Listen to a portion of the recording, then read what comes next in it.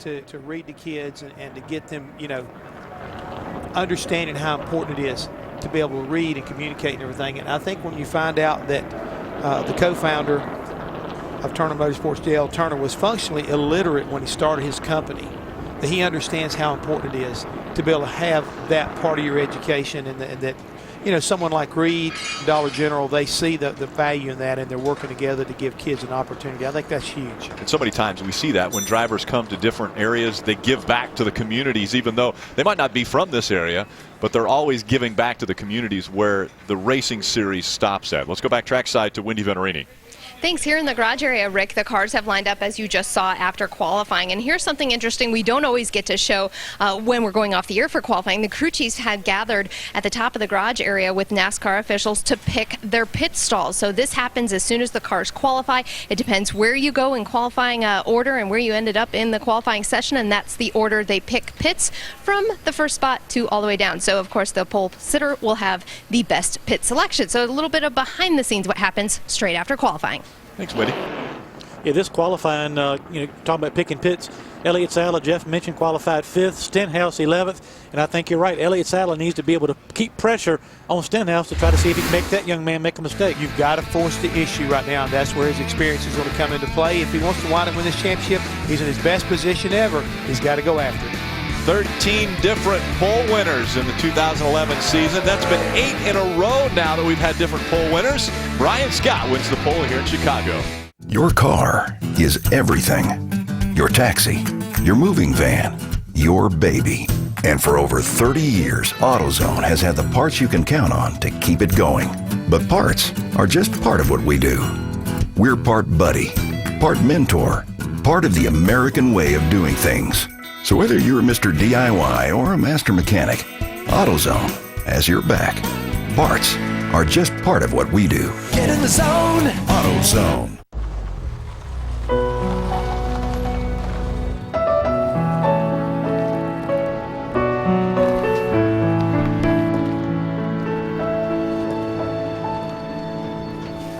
My Subaru saved my life.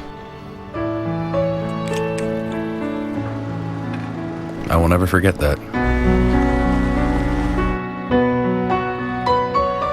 Love. It's what makes a Subaru a Subaru.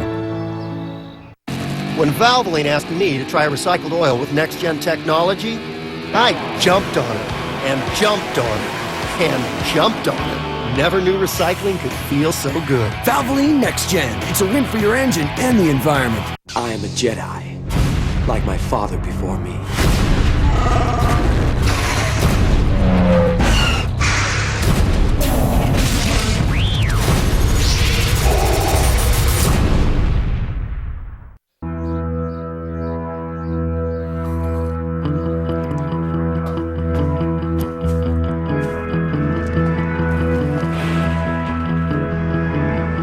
There's a new team in the garage. NASCAR and the American farmer are working together to introduce American ethanol, a renewable energy solution that is the right choice for the future of our sport, our country, and our planet. It's a brand new race day. Speed breezes into Chicago for the biggest pre-race show on television, NASCAR Race Day. As the chase begins, Kyle Busch, Jimmy Johnson, and Carl Edwards join us live. We highlight Kevin Harvick's season and discuss his chances of ending JJ's dynasty. And the Windy City will be rocking with an exclusive performance by Darius Rucker. NASCAR Race Day, built by the Home Depot, live from Chicago, Sunday at 11 Eastern. And after the race, join the celebration with NASCAR Victory Lane, fueled by Sunoco, only on Speed. Welcome once again, race fans, to the Chicagoland Speedway for Sprint Cup Series qualifying. On the eve of the first chase race, 47 drivers will go for the 43 positions, and we will set the grid for the first race in the chase. It's a brand new place to start the chase off, and also a brand new way to crown the champion with the new point system being tried out for the first time. Here's what's coming up today on Speed. It is Adam Alexander in the Speed Center, 7 o'clock Eastern Time. Chad Knaus along with Larry McReynolds and NASCAR Performance at 9:30 Eastern Time for all your nuts and bolts. Welcome, everybody. I'm John Roberts down here at the speed stage. The fans are out in force because it's a beautiful day in Joliet, Illinois. Let's take a look at who is looking good in terms of speed when it comes to qualifying this afternoon. The number 21 car, driven by Trevor Bain, was 5th fastest in practice, making his first Chicagoland start, and he is one of the 12 double-duty drivers that will try to make both races. Also, Kyle Busch has one Chicagoland win. That was back in 2008, and he is your points leader and 4th fastest in that practice session. Mark Martin in the number 5 car is one of those drivers who could upset the chase party because a non-chaser has never won the first race of the chase, but that certainly could happen this weekend. Clint Boyer, again, another driver on the outside looking in, and another driver who wants to ruin that party by winning one of these chase races. Fast as well as the defending champion of this race, David Rudiman, fastest in the first practice at 183.138 miles per hour. Therefore, he will have the top seed when it comes to qualifying. But anything can and will happen, as we have seen so far this season. If you're in a race, you can certainly win it, and the same thing goes for the chase. If you're in it, you can win it, Randy Pemberton. Well, that's a fact.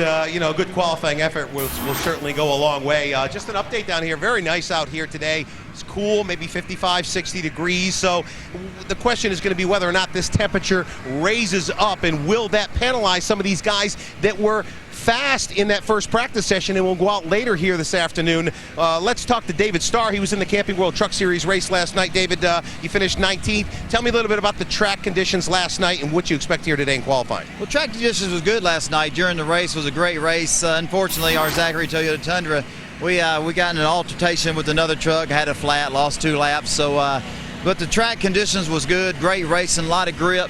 Right now, cool out here. The sun's out. Yesterday it was an overcast day. It was cool all day long. I think the track temperature, I think what I'm hearing is about 10, 15 degrees hotter. Hey, our Avocare Ford Fusion yesterday was not bad. I needed to pick it up a little bit. Wally Rogers and all the guys on the team, we changed everything and trying to make the car feel better for me. So anyway, Avocare, they build champions, and we're going to need a championship lap to be able to qualify for this race. So we're excited. All right, good luck in qualifying. Hope you get in, okay? Hey, thanks a lot. All right, JR. Randy, thanks a lot. Out of the chasers, let's see who is a stud and who is a dud in the first practice. Kyle Busch and Ryan Newman were the fastest of the chasers in that first practice. Kurt Busch 11th. Brad Keselowski, his teammate, was 13th. Dale Earnhardt Jr. was 17th in the first practice. And Jimmy Johnson and Denny Hamlin were way down on the speed chart when it comes to practice time. And we do remind you that Matt Kenseth in 29th was also 3rd fastest in the second practice. Now, at Chicagoland, some of the drivers who have good numbers, some of the drivers who don't have such good numbers. Out of this list, your chaser with the worst average finish, but also the least experience on this racetrack, is Brad Keselowski with the 25th. Jeff Gordon is the man on this track with 1 victory. He averages an 8.6 finish, and many say this year is the year that Jeff Gordon gets his first Sprint Cup Series championship and his 5th overall. Randy, I know a lot of people are saying that this chase could be the most competitive ever. I would have to say so. Certainly leading in, it was competitive all the way up and through the final regular season race at Richmond. It was certainly a terrific night there in Richmond. Yeah, we come here to Chicago the first time in the chase. I think it's exciting. All the drivers, the competitors, they're excited to be here at Chicagoland Speedway. And once again, getting ready to qualify here. And I'll just reiterate, it's nice and cool here. I think these guys that have to go out early, guys like Denny Hamlin goes out 8th, Brian Vickers 11th. He was quickest in the final practice session. They may not pay a penalty here, and we could very well see these guys qualifying up front, and that would give them a pretty good advantage when you get ready to start the race here on Sunday. Johnny? And Randy, it would be a big advantage if someone was lucky enough to catch a cloud along the way. There's only a few out there, but it could be huge in terms of where you qualify and where you start the first race of the chase. It's a huge weekend for NASCAR's 3 Top Series here in Joliet, Illinois. We're going to take a quick break, but on the other side, we will have Sprint Cup Series qualifying for you. A new Xbox 360 controller, Gears of War 3, some Slim Jims, and a welcome home banner. Yeah, I'm ready to play Gears 3. Been playing it. I don't see you online. Are you afraid to face me with my Vulcan chain gun? I'm not scared, I'm just... Terrified? Ah! How'd you get into my house? You said I bet I can beat you home with the game. I meant your home. Why would we go to my home? Your fridge is stocked. Rated M for mature. Get Gears of War 3 first at 12/01 September 20th. The fastest way to play is Walmart. Losing weight clicked for me when I realized that Weight Watchers Online is for guys. All the guys, they think, do some crunches, that'll just make you thin right away. That just doesn't work. So with Weight Watchers Online, it teaches you about doing the right things when you're eating. There's something called a digital cooler. Grab some beer, maybe some chips, and you can stay on plan. I lost 57 pounds. I pick up a 55-pound weight, and I cannot believe that used to be right here. Join now and get 1 month free. Hurry, offer ends September 17th. Weight Watchers Online for men. Finally, losing weight clicks.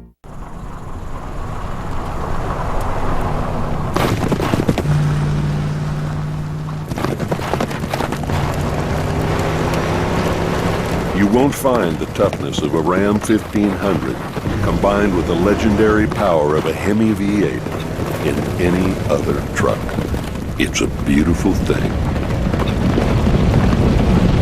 Guts, glory, Ram. Once Dave and his friends experienced the bone-rattling intensity of NASCAR, they knew it was time to reconfigure his surround sound. All right, guys, here it comes.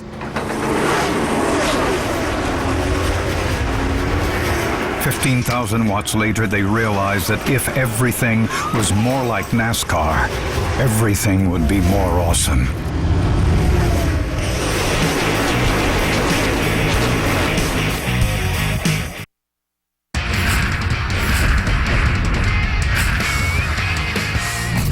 Good day from the Speed Center. Cup qualifying coming up. First, some headlines. We start with the Camping World Truck Series. Friday night at Chicagoland, Kevin Harvick taking 4 tires on a late green flag cycle of pit stops. Austin Dillon only got 2. He also got the race lead, give him his 2nd win of the year, the 4th of his career in the Truck Series. MotoGP qualifying from Spain, Casey Stoner keeps his domination going, getting his 9th pole of the season, his 13th front row start, and American Ben Spies will join him on the front row, rolling from the 3rd position. IndyCar qualifying overnight in Japan. Scott Dixon grabbed the pole at Motegi on the road course. Future NASCAR nationwide driver Danica Patrick will start 23rd. Rolex Sports Car qualifying on Friday at Mid-Ohio. John Fogerty gets the top spot. Championship-leading Ganassi will start 7th. You can see the race this afternoon, 3 p.m. Eastern Time, right here on Speed. And welcome to NASCAR Sprint Cup Series qualifying from Chicagoland Speedway. The Nationwide Series field is set. Now it's time to set the Cup field. 66 degrees, and we've got our in-house meteorologist Larry McReynolds with us to talk a little bit about what the weather's going to do for qualifying and for the race tomorrow. But a beautiful day here, sunny skies out as we're getting ready to set the field for the first race in the chase for the Sprint Cup Series. Alongside Kyle Petty and Larry McReynolds, I'm Rick Allen. Now, the big question is, in this qualifying session, normally after the first practice, the guys who are the fastest, they'll go out last. Is the guys that goes out last going to have the best chance at winning the pole today? I think this could be one of the stranger qualifying sessions that we've seen because the weather yesterday was so different from what we have today. We had 2 late afternoon practices. It was very cloudy. It was very overcast. The wind picked up. I don't think we have any indication of who is truly the driver that can sit on this pole. I don't mean to take anything away from David Ruderman, who was the quickest in that first practice, which sets his qualifying order. But I truly believe that somewhere in this area that you're looking, I'm going to say somewhere from the 10th driver to about the 20th driver, I think that's where the pole's going to come from. Well, boy, you just really narrowed it down there, didn't you? Somewhere between 10th and 20th. 25% of the field has a shot at the pole. Thanks. I'll tell you what, now, Kyle, here's a he is a weatherman. He is a weatherman. He's covering his bases there. With this being the first race of the chase, are there nerves going into even this, setting the first field for the chase race? I think so. I think so. I think when you look, we've seen in the chase how important it is, or seen all year long how important it is to qualify up front, get that clean air, or at least establish yourself as a top 5 or 10 team. When these guys qualified 29th and 30th, like we saw Junior and some of those guys, they got caught up in a wreck. You get caught up in somebody else's mess, and that can happen on a 1.5-mile track just like it happens on a 3/4-mile track. So I think it's important to come out and throw the gauntlet down and establish yourself and say, by God, we come to qualify, we're going to do good. The guys who have thrown the gauntlet down throughout the season, your top 12 in points. Kyle Busch comes in as your point leader. They reset the points after Richmond. 2012 is the most anyone will start with. Both Kyle and Kevin, with those 4 wins, will start with 2012 points. Well, what I like, we said this yesterday, is after 26 races, there's no more what ifs. There's no more scenarios. There's no more number crunching. These 12 drivers separated by 12 points. I dare you try to predict who the champion will be here in 2000. Well, and a guy we see on the screen now, Brad Keselowski, has really had the momentum as of late, and that could give him an advantage. Even though he starts with a 12-point deficit, here's a guy who's come out and got wins when he needed them to get into the chase. And not only got wins, got second-place finishes and third-place finishes, the kind of finishes that you need to be in the chase. First out onto the racetrack in this qualifying session, Robbie Gordon. Robbie's one of the drivers that will have to qualify in on time. 47 cars here for 43 spots. That means that 4 will go home. Robbie hoping that he is not one of those 4. You know, I really believe this will be a pretty consistent qualifying session as far as that weather. You know, it's roughly 12:45 local time, not a lot of clouds, but like Chad Canals, Jimmy Johnson's crew chief, pointed out to me, he said, Larry, the track is still going to gain temperature. He feels like it's an advantage to go out early in this session. Yeah, such a big difference from yesterday. As you mentioned, the clouds were overhead all day long. We never saw the sun peek out. Robbie Gordon had his fastest lap in that final practice. He ran 29.931, and he's not able to back up that time in his qualifying session here, 30.039 on his first lap. Seeing an awful lot of smoke out of that 7 car. I don't know if that was just the apron being dirty or what, but I think we'll see the go or go home drivers run 2 laps until they know they are locked in by running just 1 lap. I think our top 35 guys, it's one of those tracks in this kind of temperature that's just hard to run a faster second lap. Right as he crosses the stripe, you start to see a little bit of that smoke coming out. Normally that's when they shut it down. Yeah, it didn't come out the exhaust pipes. It came out the back of the car, but I could certainly see where there would be a little bit of a concern. There's definitely something that's not right on this 7 car. NASCAR is going to make sure there's no fluid on the racetrack, so they're checking the racing surface to make sure that he didn't put any oil or water down on the track before the next qualifier. Mike Bliss goes out onto the track. Robbie Gordon fighting to get into the top 35 in the points. While we're waiting for the track to be cleared, let's go back down to Wendy Venturini. Denny Hamlin will be 8th to roll off. Denny, based on your practice session yesterday, how confident do you feel about qualifying? Not too sure, really. We didn't make a mock qualifying run the first practice, and that's why we're qualifying so far up, I believe. But who knows what's going to happen. Qualifying's never been too big of a strong suit for us. But we need to qualify well this week because we feel like track position is going to be very big. The tires are not falling off at all, and so that's going to make passing very, very tough. What are your thoughts on your TRD engine so far? Well, it's been good. The relationship between the two has been really good so far. So I think that this merger between the 2 engine shops is going to be good for everyone in the long run. All right, any concern about the 7 putting down oil right now? Yeah, we saw it. It looked like it just dropped as soon as he went over the start-finish line. So that's either good or bad timing for Robbie Gordon, but it was a good lap by him. Thanks to Denny Hamlin. Denny Hamlin is a little bit concerned because he goes out 8th pretty early in this qualifying session for that 11 team. I think that pretty much tells the tale right there that definitely something let go on that 7 car. Robbie, one of the drivers that essentially has to qualify on time, but he'll have that lap of record at a 30:03, which was lap 1.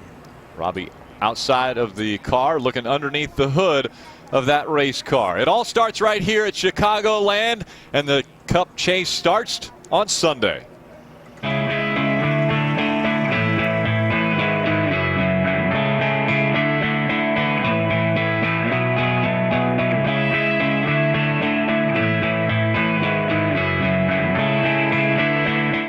It's the final Grand Am race of the season, and the GT title is a fierce 3-way 5-point battle. This fight's going to go all the way to the checkered flag. Champions will be crowned.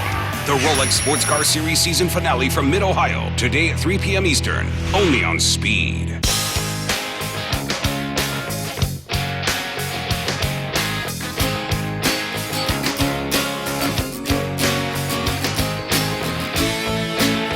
For 125 years, Sunoco's been fueling victories on and off the track. Why? because winning is the greatest feeling in the world.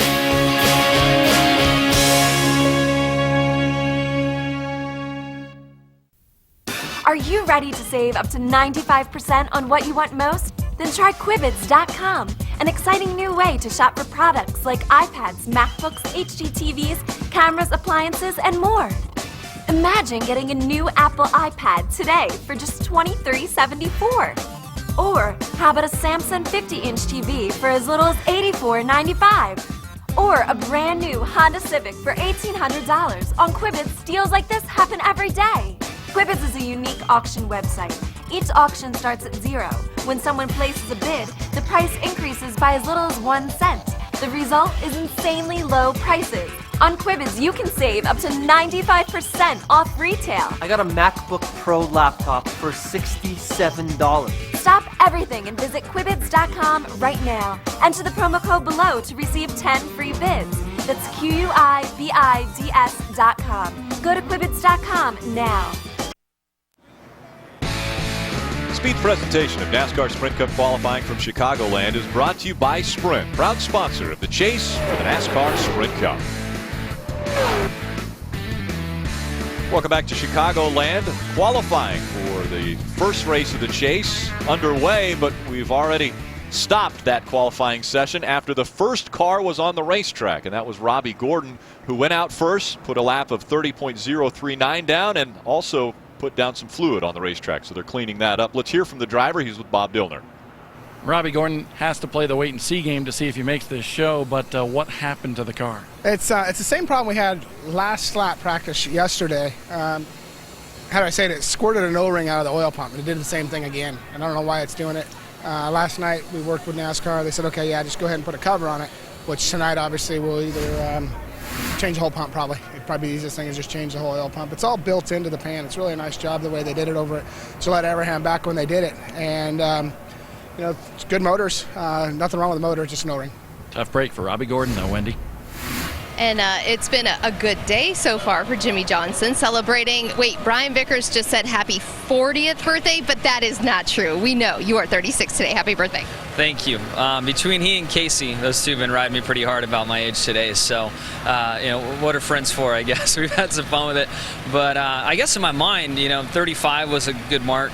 36 is virtually 40, so I guess I am there. But I've had a great 36 years, and I'm just thankful my parents raised me the way they did, and I've had this great chance to race and make a living doing something I love. So, you know, this Lowe's Chevrolet is awfully fast. We had a good, productive day yesterday. Looking forward to the advantages of going early, and now it looks like we have a dirt track out there with all the kitty litter. So hopefully these people, you know, the cars in front of us can dust it off and we can lay down a good lap. All right, well, it was good to hear about your race car, but what are your plans for tonight? That's what we really want to hear on Speed. Well, 5:30 is dinner, 6:15 is a bath for Genevieve, and about 7:15 she's down. So, and then in the motorhome we can't make any noise because she'll hear everything. So then we just kind of sit there with all the lights off and try not to wake her. So nothing too action-packed tonight. Maybe maybe Sunday night, maybe tomorrow night, and go out and have some fun. Very G-rated, but it sounds exactly like my household. We end up whispering. Spouses end up whispering, don't you? Yeah, you do. And there's a little curtain in her crib in the bus, and she knows how to pull the curtain out of the way. And we can't even be in the line of sight now. Like if she knows we're in on the couch up front in the bus, she'll open up the curtain and peek around the corner and try to make eye contact. And as parents know, when you make eye contact, you're in big trouble. Yeah, you're done. You're done. Okay, well, having some fun with Jimmy Johnson. Enjoy your night, and no doubt, I'm sure he's not looking forward to the day when she actually crawls out of the crib. Me neither. Well, I know what he did a little earlier in the week to celebrate an early birthday. We know how much the people in Texas love high school football, and Jimmy traveled to Texas this week to promote the chase, and over 1,900 students at Brian Nelson High School threw Jimmy a Texas football-style pep rally. The band, the cheerleaders, everything, to help him get started in his chase. Yeah, but that's not a big deal. I mean, anybody can go and have a pep rally, but he got invited to the prom, dude. He got invited to the prom. A little girl asked Jimmy Johnson. He did. To come to the prom. You know what else? Hey, Wendy, can you hear me? Wendy. Yes, I can. Yeah, ask Jimmy Johnson about his prom date at Byron Nelson High School. Ask Jimmy Johnson about his prom date is what I'm being asked in the booth. So tell me about your prom date. From what school? Byron Nelson. Oh, Byron Nelson School. I think, my prom, the ask, yes, at Byron, the Byron Nelson High School. on Wednesday, I was doing an advanced media thing for the Texas Motor Speedway, and I'm at this big pep rally, and they had a question and answer with 2,000 kids inside the auditorium, and this one girl got the mic and asked me if I would go to the prom with her, and it was a great laugh. Told her I had to check my schedule and potentially check with my wife. So. And I'm guessing your wife said you're busy. Well, I am busy, but she thinks it's great. And then I thought you were asking me about a prom picture that just made its way onto Twitter, and I am rocking a stylish mullet. So I thought that's what the original ask was. I'm glad now I've just kind of sold myself out on the mullet I was rocking. You absolutely just sold yourself. You gave me way too much information that I was expecting to get from you. But hey, we have track clearing going on, so I guess the people upstairs in the booth, they now can go on Twitter and look it up, and I'm sure we're going to see it in just a moment. You had a mullet, really? You going to bring it back? I mean, party in the back, you know, it's what we did back then. I think there should be a resurgence of bad mustaches too. Dale Jarrett had a good / bad one. I think Jeff Hammond at one point did. I just saw a special last night where Rudiman had a cool one. I'm just thinking, you know, take this down. It could be kind of Tom Selleck-ish. Did you tell Jeff Gordon he should rock it back? I've been leaning on him to do it, especially when he had that retro paint scheme a few years back. He went to the old school car, and I'm like, dude, now's the time, but he didn't do it. All right, having some fun down here, but no doubt, guys, hey, get to work. I want to see this picture from Twitter now. Oh, we've got technology sitting up here next to us in the form of Kyle Petty. I'm sure he'll have that thing in just a moment. See, that's sad. Bob Diller's already looking for the picture. Or maybe sad. A prom date. We're not sure.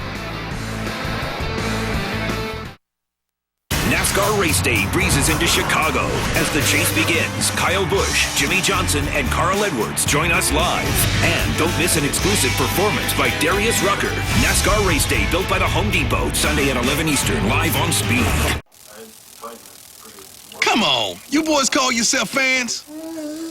The game wasn't even close. All of them? Every single one? Well, there's only one game on cable right now. You jokers need to wake up. It's on.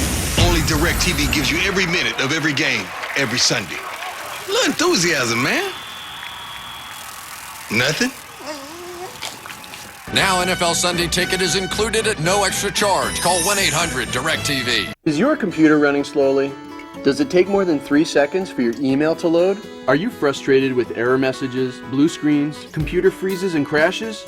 These are not only annoying, but can cause permanent damage to your computer. If you're experiencing any of these symptoms, your computer and your privacy may be at risk, because these are usually the telltale signs of a virus, and it can only get worse until you act.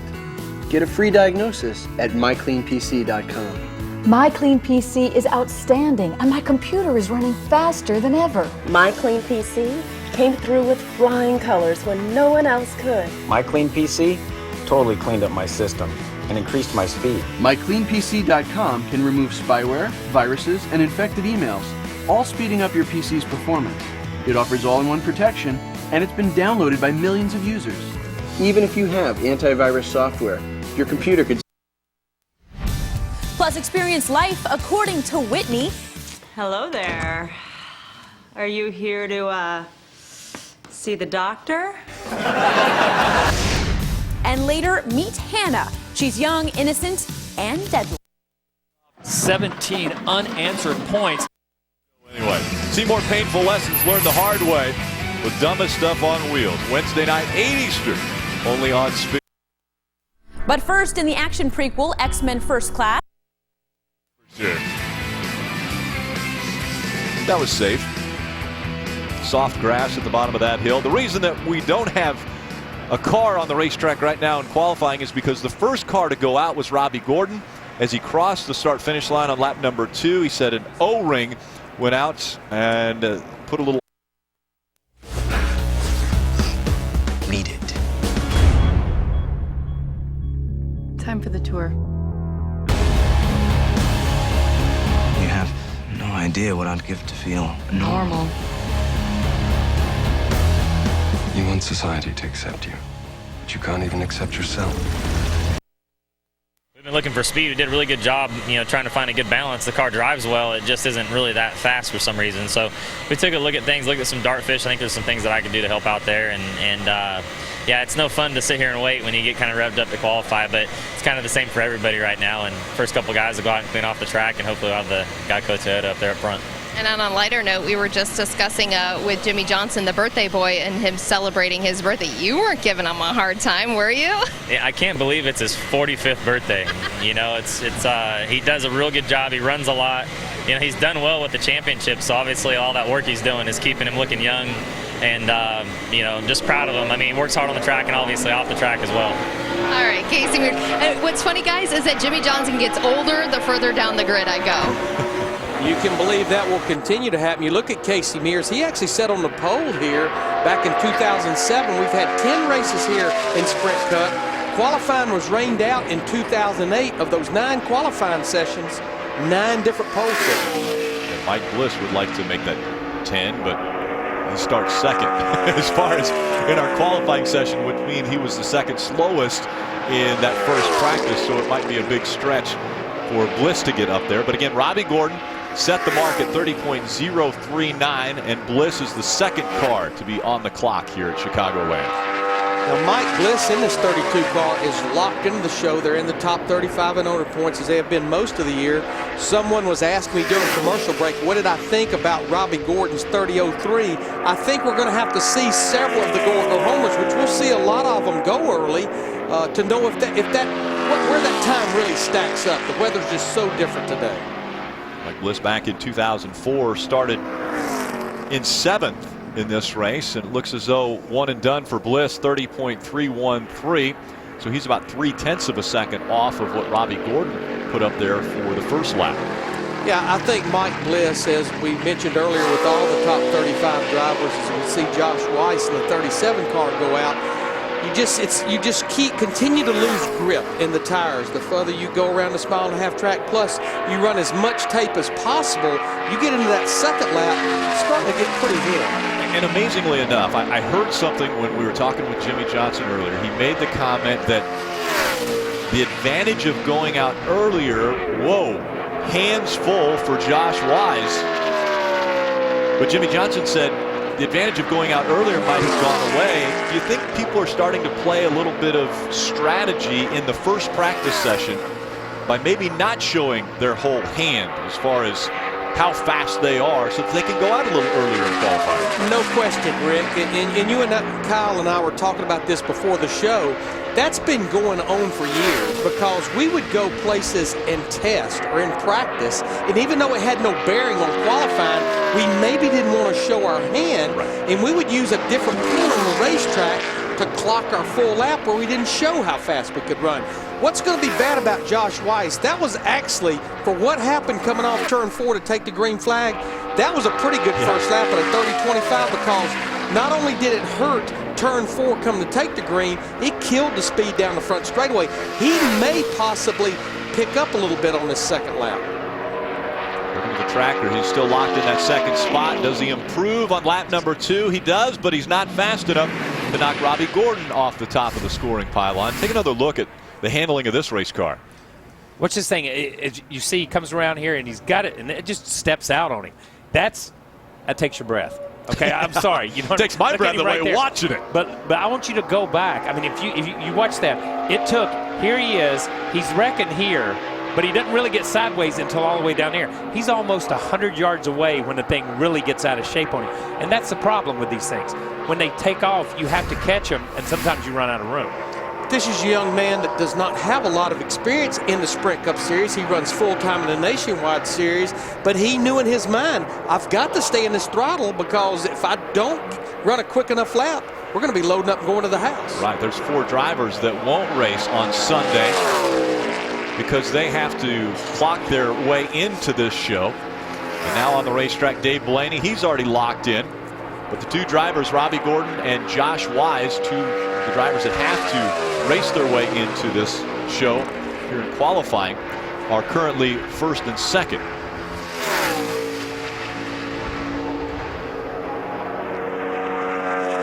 Now we will see we will see the 35 car a little bit later on in this qualifying session. Stephen Light was in this 36 car, and what truly a great run he gave that race car. Yeah, hadn't been in a race car in a while. It didn't seem like, hadn't really been around. He's been around before, but did a phenomenal job. I mean, was up there racing with 20 or 30 laps to go for 14th, 15th position. Dave Blaney coming off the racetrack, third quick in his qualifying run. There's been 4 on the racetrack. We heard Jimmy Johnson talking about his prom picture. Guess what? We found it. There is that mullet that he was talking about. That's nice. There's nothing wrong with that. No. Come on. Don't talk about a man's hair. He did a fine job of carrying that. Qualifying continues here on Speed. With the high cost of fuel these days, every fill-up can be a curiously scary experience. Rising gas prices have transformed to the point where it feels like it can cost you the shirt off your back. That's why we created Lucas fuel-saving motor oils. Their special additives increase compression and minimize friction, improving fuel mileage. With Lucas, you'll keep from losing your shirt, or even worse. Lucas fuel-saving motor oils are now available at AutoZone. A moment that starts off ordinary can become romantic just like that. A spark might come from a touch, a glance. It can come along anywhere, anytime. And when it does, men with erectile dysfunction can be more confident in their ability to be ready with Cialis for daily use. Cialis for daily use is a clinically proven low-dose tablet you take every day, so you can be ready anytime the moment's right, even if it's not every day. Tell your doctor about all your medical conditions and medications, and ask if your heart is healthy enough for sexual activity. Don't take Cialis if you take nitrates for chest pain, as this may cause an unsafe drop in blood pressure. Do not drink alcohol in excess with Cialis. Side effects may include headache, upset stomach, delayed backache, or muscle ache. To avoid long-term injury, seek immediate medical help for an erection lasting more than 4 hours. If you have any sudden decrease or loss in hearing or vision, stop taking Cialis and call your doctor right away. Ask your doctor if Cialis for daily use is right for you. For a 30-tablet free trial offer, go to Cialis.com. This is Lara. Her morning begins with arthritis pain. That's a coffee and 2 pills. The afternoon tour begins with more pain and more pills. The evening guests arrive, back to sore knees, back to more pills. The day is done, but hang on, her doctor recommended Aleve. Just 2 pills can keep arthritis pain away all day with fewer pills than Tylenol. This is Lara, who chose 2 Aleve and fewer pills for a day free of pain. And get the all-day pain relief of Aleve and liquid gels. Tomorrow, NASCAR race day breezes right into the Windy City. Chase will begin. Kyle Busch, Jimmy Johnson, Carl Edwards, they're going to join us live. Plus, don't miss an exclusive performance by Darius Rucker. It's NASCAR race day built by the Home Depot tomorrow, 11 Eastern, live on Speed. Coming off the racetrack, Travis Kvapil, one of the drivers that has to qualify in on time. He is third quick of the 4 that have been on the racetrack, and that includes David Starr, who's now on the racetrack in the number 95, trying to get his Ford into the show. But again, 4 will go home. 4 of the go-or-go-homers go home. We have 47 opting for the 43 spots that are available. Yeah, David has attempted 5 Sprint Cup Series races this year. The only race he did not qualify for was Kentucky back in July. David, a Texas native, likes 1.5 mile racetracks, but might not feel too comfortable about that qualifying effort. 30.214. He's the slowest of the go-or-go-homers that have been on the racetrack. Let's go back down trackside to Whitney Benring. David Rigging, just watching qualifying. When you see someone get a little bit wiggly out there, does this do anything with the psyche of your brain when you get in that race car? You know, it's like, hey, it's going to be fun. You know, this track's got a lot of bumps. It's really got a lot of grip, though. It's pretty cool here. Drew and the guys made a few adjustments. I didn't really think that they would be going quite as fast today as we were yesterday. So looks like the place still has a lot of speed in it. But I got a lot of confidence in the adjustments they made, and go fast and hold on, right? That is true. Now, I know you have a lot of experience in these in Bandolero cars, so I'm going to throw in the better half dash because your girlfriend, Jacqueline Butler, is going to be my competition. Please tell me you are not doing anything to cheat up that car. It's a Christian event. Oh, that's right. There's no cheating in motorsports, right? No, I'm trying to coach her a little bit, tell her what to do, what not to do. I can't give any hints because you may pick up on it, but you've got some good racing people, your brother and your dad, so it should be a fair race. It should be a good one. It should be. We're looking forward. It's all for motor racing outreach and Speedway Children's Charities. You can text to donate. Check out Facebook and all the social media pages for more info. I got to get that out there, right, Rick? You definitely do, Wendy, and we wish you the best of luck. You've been very successful in the charity racing events, so we're putting pretty high expectations on your shoulders this year again. Normally it's a school bus. Yeah, normally they're a little bigger vehicles, sure. but we'll go with a little smaller vehicle for that outing. Mike Skinner coming off the racetrack, and he definitely will not be happy with that qualifying performance. 30.592. Take a look at the first lap. Yeah, I mean, these are ugly laps. That's why he didn't finish the second lap. You see all the way out next to the wall. He chased that thing, and 4 seems to be a problem. We heard Travis Quabble say, pretty good through 1 and 2. I was just way too loose through 3 and 4. Remember how Charlotte always gets 1 and 2? Yeah. Man, you get brave through 1 and 2. That thing sticks. You stuff it down in there, and then you go in 3, and the sun's been on it all day long, and there's no grip. And it appears that 3 and 4 is the problem today for these guys. And I don't think that 30-59 is going to come close. And those guys, they lost an engine yesterday, so they'd have been happy to have went to the rear of the field. But the good news is Robbie Gordon can start changing the seal in his oil pump, because he will race tomorrow afternoon in that 7 car. He did lock himself in after Skinner went onto the racetrack. Now it's Denny Hamlin's turn on the track. One of our chase contenders, the first chase contender to go out onto the track for qualifying. His practice speed yesterday, 30.250 in the first practice. He was able to go quite a bit quicker in practice number 2, 29.727. We'll see if he's able to back that up here in this qualifying run as he comes to the stripe for lap number 1. This time, he's going to run down into 29s, 29.879 on lap 1. So pretty close to what he was able to run in practice yesterday. And I'm going to tell you something, 29.87 compared to a Robbie Gordon of a 30.03. That's a pretty dang good lap by Robbie Gordon. Yes, it is. I mean, that makes Robbie's lap look really impressive when you look at what Robbie does with his equipment compared to the Gibbs equipment. And you know, I still truly believe, with listening to Denny Hamlin, Mike Ford this week, that they don't feel like they're where they need to be. But I think they feel good about these finishes to get the momentum into the chase. They 3 consecutive top 10 finishes over the last 3 races. And it's got to be a disappointment. And I know that we've just started the chase, but this season compared to last season, where Denny Hamlin was, up until the very last race, the closest competitor that Jimmy Johnson has had in the last 5 years, they have really fallen off of the pace that they set a year ago. 8 wins in 2011, and they have 1 this year. That was the June Michigan race. Big difference from 2010 to 2011. As we see the 46 of Scott Speed now on the clock. Not looking bad, flirting with the top speed here as he rockets down the backstretch. Needs to beat a 30.136, which is what Josh Weiss in the 37 car ran, and I think he's going to maybe beat that time here on lap 1, so he hopefully will be able to shut it down. He will. 30 flat, so he's locked in on lap 1. He had a good 3 and 4. His car, we've seen guys fall off like we said before, but I mean, he got right back down on the bottom of the racetrack and picked up the throttle. Scott Speed, one of those drivers that's been searching for a ride, hoping to get something consistent after running with Red Bull for a few years, not only in the Camping World Truck Series, but then making the move into the Cup Series. He's going to try it for another lap, try to improve, but actually slows down just over a 1/10 of a second on lap number 2. His first lap will be his lap of record, and it is second quick of the 9 that have been on the racetrack. But again, he locks himself into the race tomorrow. Bob? Denny Hamlin, you told Wendy Venturini you didn't know what to expect. How was it during your qualifying lap? Well, I mean, I can definitely tell track's lost grip from yesterday, and we slowed up a little bit. So, I don't know. You know, I wasn't dramatic. Really, I would have been happy with like a 60 or something like that. But you know, we're a little bit off in qualifying trim yesterday, and it looks like our car just doesn't have the all-out speed that it seems like it needs to right there on the front side. Hopefully, he'll be better in race trim. And it's a long race, 267 laps, 400 miles for the GEICO 400.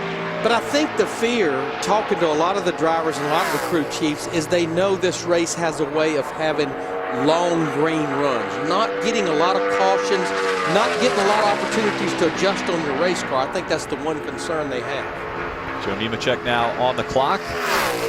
Lap number 1 for Joe as he comes out of turn number 4. Also looking as though he was able to negotiate 3 and 4 fairly clean. Goes 3rd quick for Joe Nemechek, 30.016. So a pretty good first lap for Nemechek. Yeah, he's locked in on that first lap. Joe's been a go-or-go-homer all year long, but he has qualified for every single event 2011. And there you hear the crew chief, you're in, down the back straightaway, he immediately shuts it down. Wendy Venturini, you're surrounded by greatness down there, I believe. Yes, absolutely greatness. Roush Fenway Racing drivers with Matt Kenseth and Greg Biffle. And thanks, Greg. Turn around. I know I'm invading the conversation. So what do 2 teammates talk about on pit road during qualifying, Greg? How we're going to get to the next race. we're trying to carpool, save a little bit of money. But we were talking about our cars, too. You know, our cars are pretty decent here. And, just a lot different temperature-wise than what we practice under. So going to be a little bit slower probably, but just not overdrive it. All right, now, important question for you, Matt. Big conundrum with football, NFL season. Are you rooting for the Packers, Panthers? Who do you pull for tomorrow? Well, of course I'm rooting for the Packers. So, yeah, I'm a lifelong Packer fan, so I always root for them. But looking forward to kicking off the chase this weekend in Chicago. I was really telling Greg he said he's going to go out and set the mark, so I got something to look at and see how fast he went at least, and kind of have an idea how fast everybody's going to be. So looking forward to getting qualifying, looking forward to the race tomorrow, and of course getting home and watching the Packers. All right, what happens if your throttle hangs again, like Ryan Newman, like everyone likes to joke around with your throttle hanging in qualifying? Yeah, because I'm usually not known for qualifying, but Greg went right before us at Michigan, was on the pole, and I think we were second. So I'm hoping we can do something like that again. I would, if we can ever qualify within the top 10, I'm usually pretty satisfied with that. All right, good luck to Matt Kenseth, and I will be racing Katie Kenseth in the Better Half Dash. Well, we just saw Brian Vickers go to the top of the charts. I guess you're somewhat prophetic because I believe you pointed at the 83 and said your pole winner will come out of this area. 2 cars, and Brian Vickers was the first one. Yeah, I'm still not sure, though, a 29.57 is going to completely do that. Now, the last time Brian was here, he didn't get to race here last year, but he sat on the pole in 2009 and did it by quite a bit. Sure. Here's the other car. So you had 2 chances. Wow. Yeah, he bounced a lot through there. He bounced a lot and was way up the racetrack right there. You know, I don't know how he floated it off in 3, but we've got it's going to be hard to tell. Obviously, on the tracker, it looks like he got the run. He wanted up all 4, but it didn't look too pretty. Now, Jimmy is actually the track record holder. He set the track record back in July of 2005 at a 28.70. I think that track record's going to probably be safe with the weather we have here today. In a different car? Totally different car. Yes, totally. But he keeps flirting. I mean, you can see right there, 2, 3. Didn't get off turn 4 that great, but he'll sit on the outside of the front row for the time being at a 29.66. So Vickers, Johnson, Hamlin, 1, 2, and 3 of the 12 that have been on the racetrack. Scott Speed, Joe Nemechek, they have locked themselves in, as well as Robbie Gordon. The drivers on the bubble, Josh Wise, Travis Kvapil, David Starr, and Mike Skinner. More qualifying here on Speed. This is where names are engraved not just in metal, but in history. This is the chase for the NASCAR Sprint Cup. This is why we drive.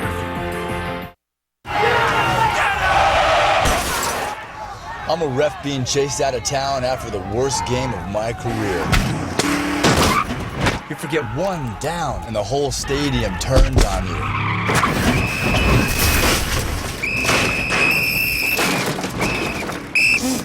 And if you have credit rate insurance, it may not pay for all this. So get Allstate. You can save money and be better protected from mayhem, like me. Shop less, get more. Make one call to an Allstate agent. Amazing. Inspiring. Breathtaking. Every chase, every race. This is Magnavox. See what you've been missing. Magnavox, engineered in Japan by Funai.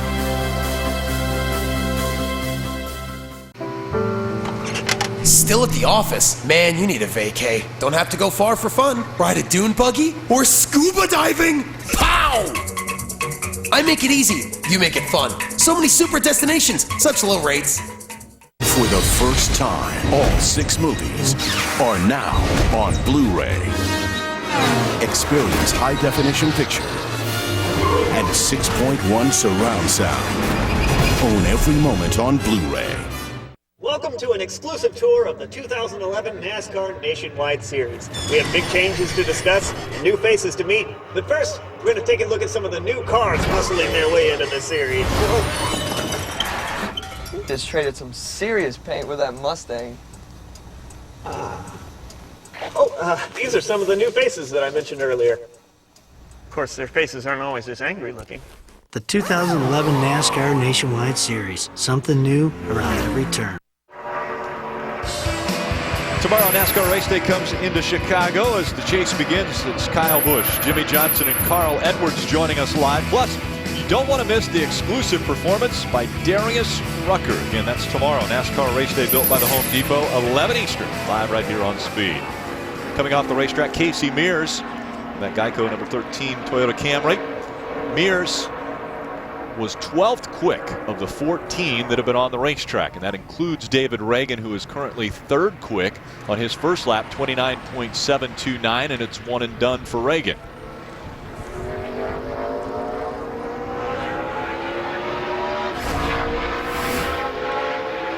You can see this is late exit off of turn 2. I think even though we heard some of the drivers say the track has some grip, it just doesn't have what it had the last time they were on the racetrack last night when it was very cloudy, overcast, and cool. David Gilliland on the clock now while he's completing his qualifying lap. Let's go to Wendy. Jeff Gordon just watching that little wiggle by David Reagan. Now, Jeff, we know it's Jimmy Johnson's birthday today, so as an owner, does that mean you have to get him a birthday gift, maybe a membership to something? Yeah, no, AARP already assured me that his card is in the mail. He should be receiving it on Monday, but yeah, happy birthday to him.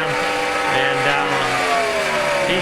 he's getting up there, isn't he? He sure is. And I don't know if you were aware, but a picture with him with a mullet hit Twitter, and he mentioned that he wanted you to rock the stash back, your mustache. So any thoughts on that? You think you'll bring it back since you're on a hot streak this year? Yeah, I certainly can't bust on anybody for mustaches and mullets, that's for sure. Yeah, he was trying to get me to bring it back, but I saw a picture of him recently with a mustache.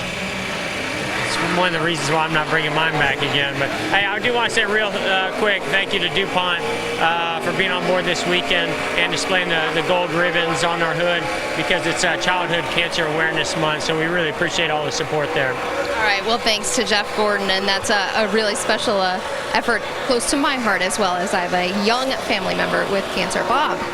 Scott Speed's still a spring chicken at 28 years old, and I know that was a hard-fought battle to get your car in the show, but we want to know, how's the baby watch doing with Amanda right now? The Baby Gate 2011, it's going good. The baby's not out yet, so there's the update. And it doesn't, as of Thursday, the dog didn't seem to think it was going to be anytime soon, so if she hasn't had it by next Tuesday after Loudon, then they'll induce her, which is good, so we can kind of schedule it around the racing schedule a bit. But yeah, it's going good. Going good that he's in the show as well, guys. And I'm pretty sure he meant to say Doc. A lot of us thought he said dog, and we were wondering how a dog could figure out when a baby was going to come. But the Doc says it's not coming too soon. David Gilliland, 11th quick in his qualifying run. Joey Logano, one and done. He is 2nd quick at 29.620. Is this an episode of The View? All I've heard about is babies. and I think Wendy's running a charity facial race. hair. I think Wendy's running a charity race in facial hair. What is this, The View? We're all about fashion. September 29th, hop in with Rob for an all-new American trucker. We need to get to Monterey. As he delivers a multi-million-dollar payload. We are hauling really expensive automobiles. See Rob's dedication. This is my idea of traveling in 18 wheels. And how far he'll go. You finding everything you need? I'm loving the heck out of it. Turkey sandwich coming up. To complete the task. Are we there yet? Catch a ride on an all-new American trucker, September 29th, 10 Eastern, on Speed. If you're in a Ford F-150 and you see this, It's the end of the road, the last hurrah. It's when Ford's powertrain warranty ends. But in this Ram truck, you've still got 39,999 miles to go. Guts, glory, Ram. This guy's into camping. What about that guy? Oh, yeah. I could definitely go for some serious romance. Okay? You're so beautiful. Oh, my back! Maybe just a movie date would be nice. Yeah. Zoosk, the online dating site that lets you date your way, whether you want to browse, flirt, or find your soulmate. Zoosk.com.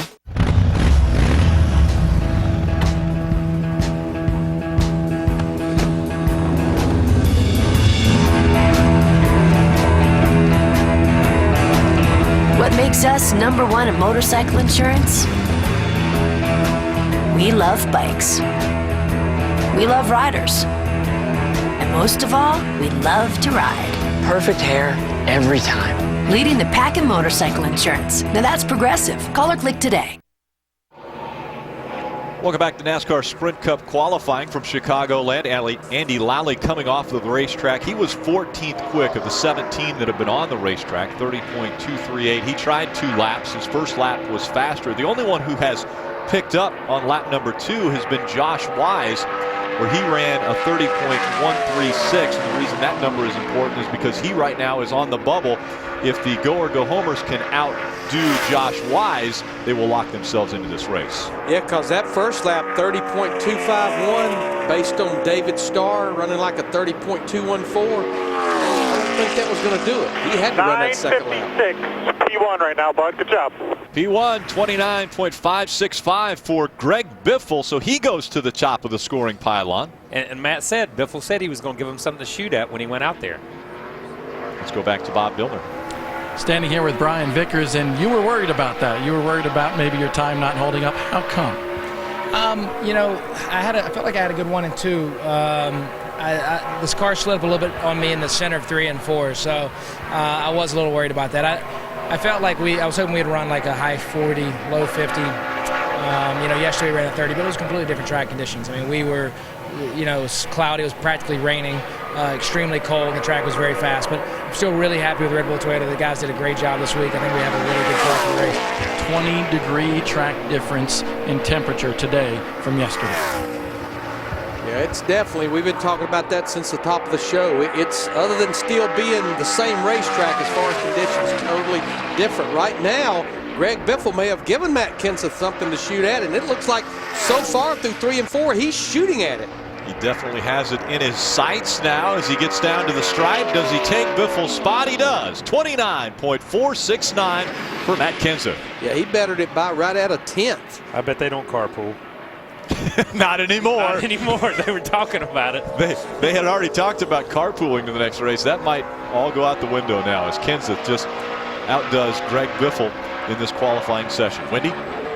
Tony Stewart just came out to the grid and getting his belts tightened up. Tony, have you had a chance to watch qualifying at all and possibly learn anything? Of course, I've been watching you the whole time. So we definitely, knowing that today's a little different weather conditions than yesterday, it's we're all watching on speed right now to see what's going on. So just hope we're tight enough now. Good luck to Tony Stewart. It's an advantage to be able to go out later in this qualifying session.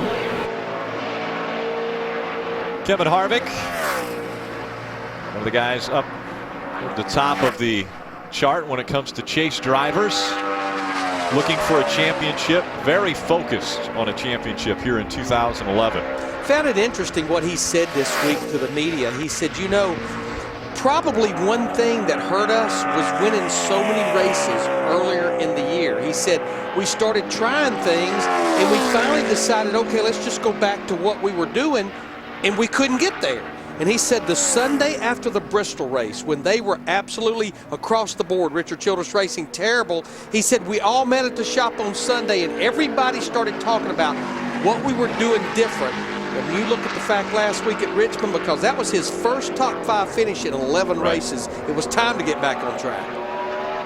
So Harvick coming off the racetrack 8th quick in his one-and-done qualifying run. Sprint brings you an inside look at what is happening now inside the NASCAR Sprint Cup Series. Kyle Busch, your points leader. For more NASCAR stats, in-car audio, and live race radio, check out NASCAR Sprint Cup Mobile. Speed presents the greatest collector car event in the world. See the finest, rarest, and most incredible cars on the planet. Watch the auction live. Build your dream collection. They're at Jackson, Las Vegas. Live Thursday at 4 Eastern on Speed.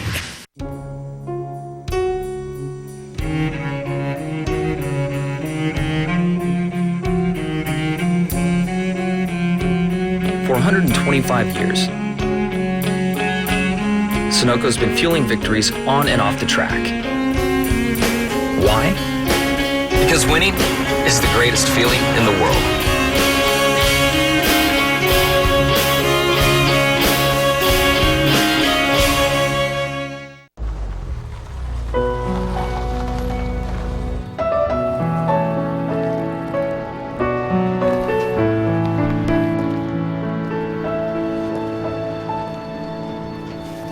My Subaru saved my life. I will never forget that. Love. It's what makes a Subaru a Subaru. School art supplies, black pants, and a family mobile plan.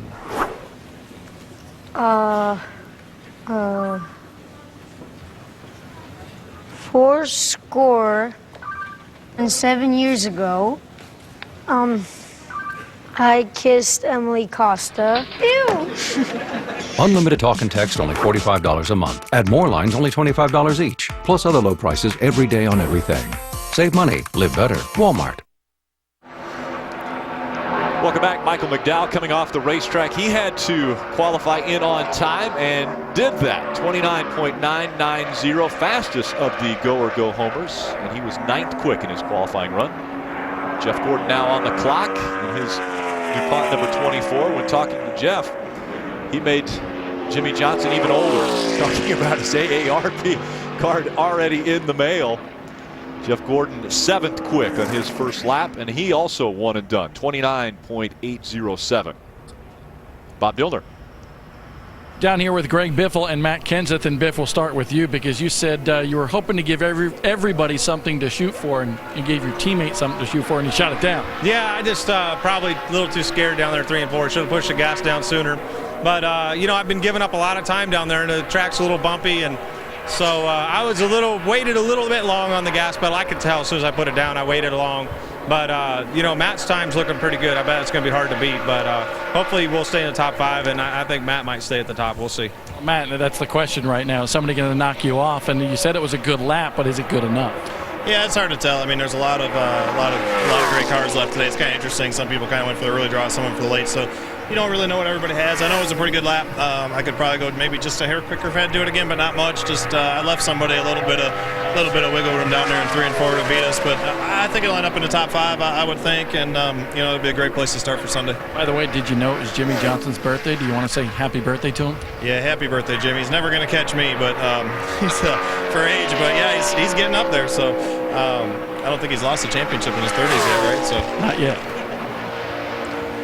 Well, Matt Kenseth just about lost the pole until Marcus Ambrose got to the middle of 3 and 4. Marcus was there and just didn't get off turn 4 that well. He's going to try a second lap. I think it will be to no avail. Yeah, it was those bumps in 3 and 4 that sent him up the track. He went in the middle, and he looked good. He was, I mean, on the tracker, he was there, and that thing took off and went up the racetrack, and you've got to wait on it.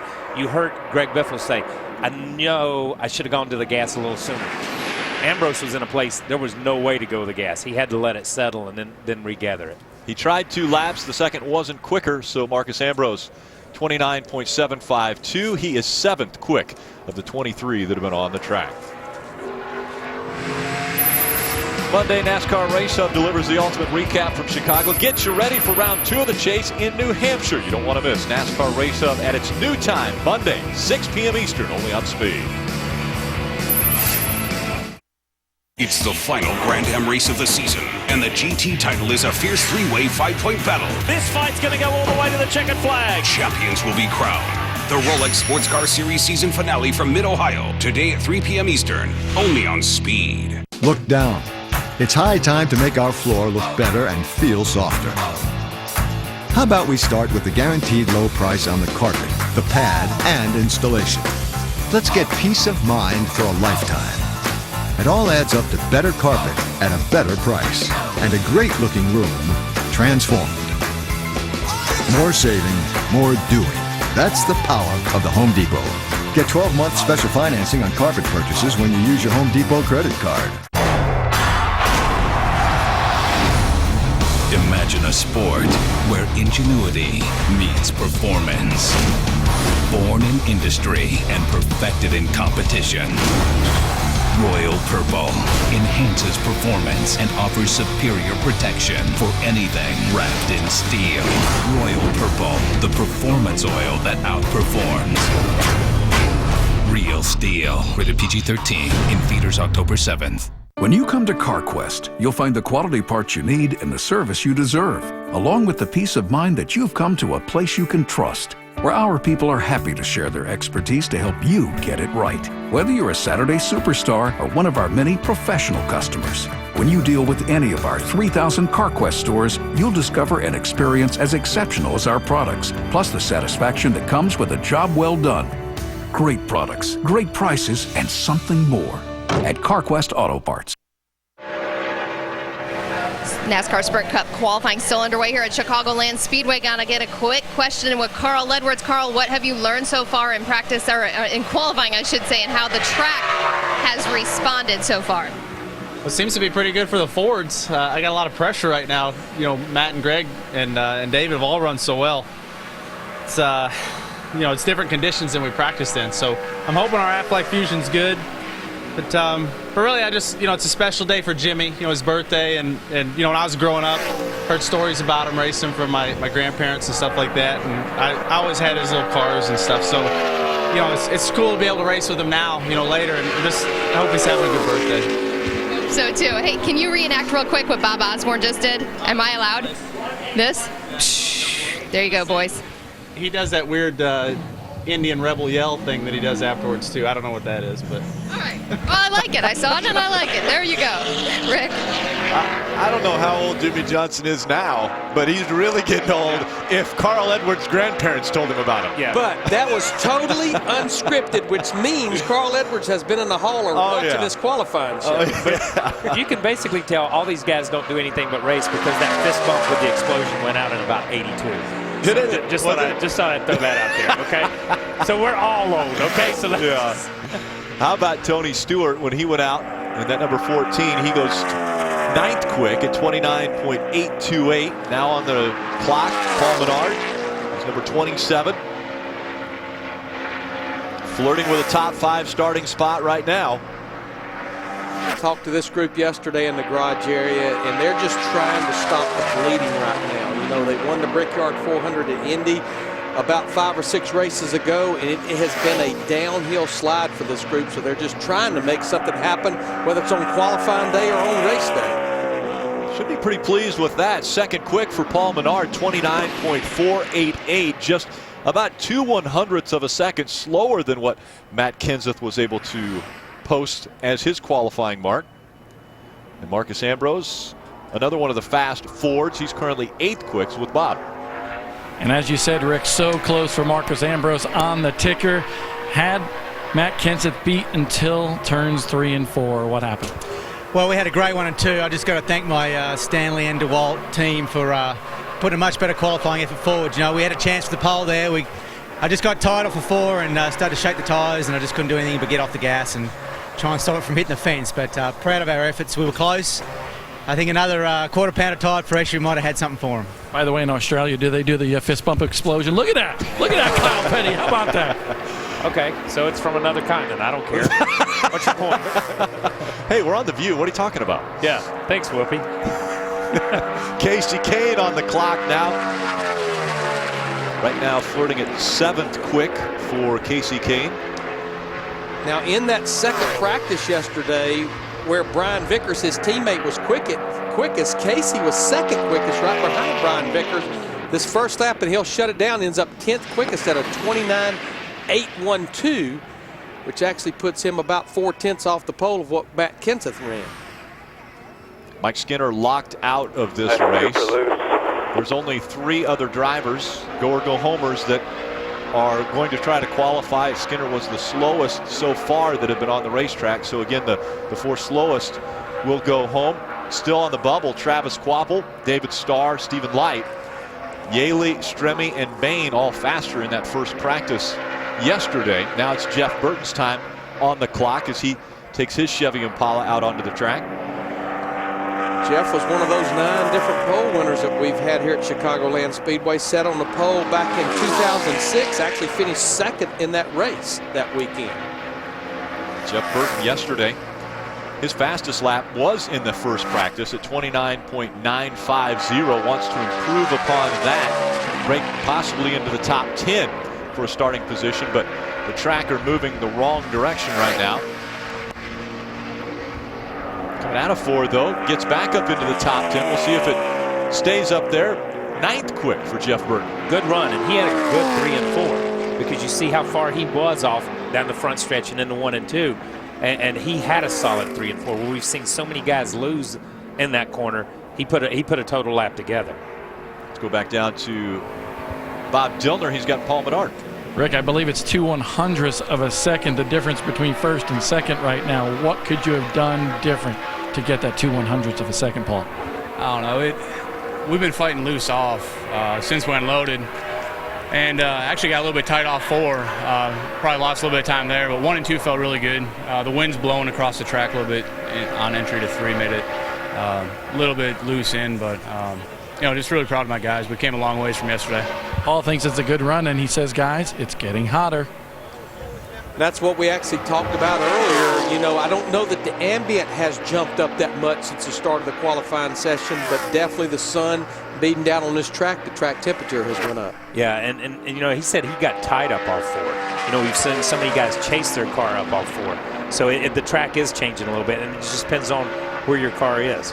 Carl Edwards is all over the time that his teammate Matt Kenseth ran, but he got wiggled late exit of turn 4, but he's going to end up 3rd quickest. Right now, we've got 3 of the 4 Roush Fenway drivers in the top 4, one of the tracks that Roush Fenway has never won a Sprint Cup Series race. In fact, the Ford Camp period has not won here. And Reagan currently 8th quick, so all Roush Fenway drivers in the top 10 right now in this qualifying session. You talked about losing it coming off of turn number 4. Take another look. Well, you can see the car going through the bumps, and you could see it start to slide a little bit there, and then it slid just a little more late exit. The hands do not lie inside that race car. No, never lies. That camera angle never lies. Stay with us, more qualifying here on Speed, your Motorsports Authority. NASCAR and the American farmer are working together to bring us American ethanol, the right choice for the future of our sport, our country, and our planet. It's a brand new race day.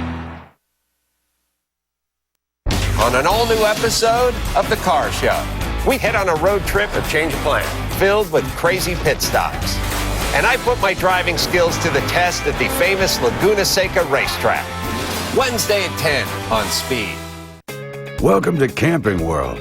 Camping World is #1 for a reason. We are more convenient, more affordable, and more fun.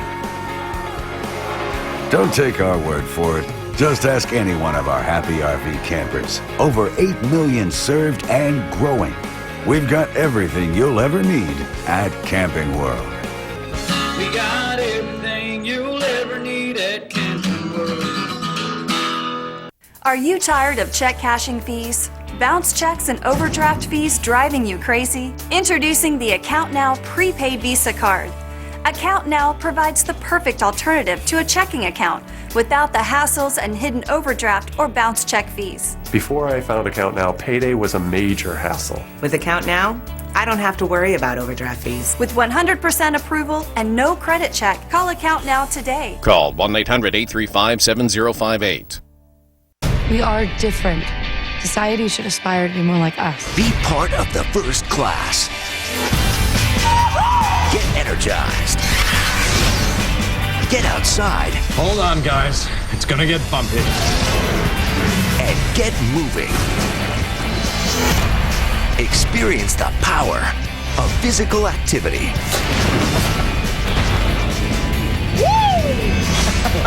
Join the movement at ActionHeroAlliance.com. Welcome back to Chicagoland. Qualifying for the NASCAR Sprint Cup Series. It's Dale Earnhardt Jr.'s turn on the racetrack. You see him flirting with a top 10 starting spot here on his first lap. J.J. Yaley just came off of the track. He was 16th quick, locked himself in. Earnhardt Jr. goes across the stripe 10th quick at 29.784. And let's go back trackside to Wendy. I know Kurt Busch has been watching this qualifying session. Everyone's talking about the wind into 3. What is your analysis of what's going to happen? Yeah, wind has changed direction, and yesterday track temp was 76 degrees. Now it's 106. So you got to find the right adjustment with all the changing conditions. But that's what makes this challenging. It's what makes it fun, and I think we'll have a good lap with our Shell Pennzoil Dodge. All right, good luck to Kurt Busch, and let's head over to Bob Dillner with another Roush Fenway driver who should be semi-happy with his lap. Right, Bob? I'm sure he's semi-happy. He was just talking to his crew chief, Bob Osborne, but semi-happy. But your old teammate there that likes to razz you, Matt Kenseth, he beat you, man. I don't understand how he's so fast right now. The guy's he's been qualifying really well, and Matt's been doing a great job. Our setup was close to his. My lap was pretty good. I was pretty happy with my lap. So it'll be a good starting spot for our Aflac Fusion. You know, right now for all of us chase guys, every time you're on the track, every lap, you're thinking about, you know, ways to put yourself in a better position for the championship. And this is a good step. We stepped it up a little bit from yesterday, and it was okay. Hey, let's get Bob Osborne. Bob, come here. Kyle Petty wants to see that handshake again. That little explosion handshake. There you go. Boom. There you go, Kyle. Just for you, pal. 82, right? I'm not even going to comment on this crap. Okay? I'm not even. There's no reason for us to be showing this stuff on TV. No reason at all. It's entertaining. Jamie McMurray entertaining. He was top 10. He goes 8th quick, 29.696. Wednesday night on Speed, My Ride Rules is all new. See 4 car fanatics face off in the wildest car competition ever. Don't miss an all-new episode of My Ride Rules. Wednesday, 9 Eastern, only on Speed. Emily's just starting out and on a budget. Like a ramen noodle every night budget. She thought Allstate car insurance was out of her reach until she heard about the value plan. And saving money with Allstate doesn't stop there. Kim and James are what you might call overly protective, especially behind the wheel. Nothing wrong with that. In fact, Allstate gives them a bonus twice a year for being safe drivers. Dollar for dollar, nobody protects you like Allstate. Amazing. Inspiring. Breathtaking. Every chase, every race. This is Magnavox. See what you've been missing. Magnavox, engineered in Japan by Funai. So your seat good? Get the mirrors all adjusted, you can see everything okay? Just stay off the freeways, all right? I don't want you going out on those yet. Just leave your phone in your purse. I don't want you texting. Daddy, okay? Okay. There you go. Be careful. Thanks, Dad. Call me, but not while you're driving. We knew this day was coming. That's why we bought a Subaru. Clint Boyer will pit next time around. Clint, you can't pit now. Who is this? It's Tommy. Thought I told you never to call me in here again. I thought you were kidding. Anyway, look, stay out. I really need a couple more laps led from you today. Shane's telling me to come in. Shane? Why would you listen to him? He's actually my crew chief. Fine. Pit. Wait, are you patting now? Sign up now for the new NASCAR Fantasy Live on NASCAR.com. The first game ever with live in-race scoring. Landon Castle just coming off the racetrack and onto pit road after his qualifying run. He's 19th quick of the 34 that have been on the track. Juan Pablo Montoya also one and done. He goes 10th quick in his qualifying run, 29.752, which is the exact same time of Marcus Ambrose, because of points Montoya just in front.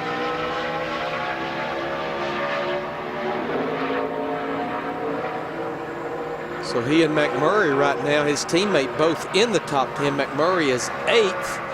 See what Mr. Keselowski in this 2-car can do now. Talk about momentum.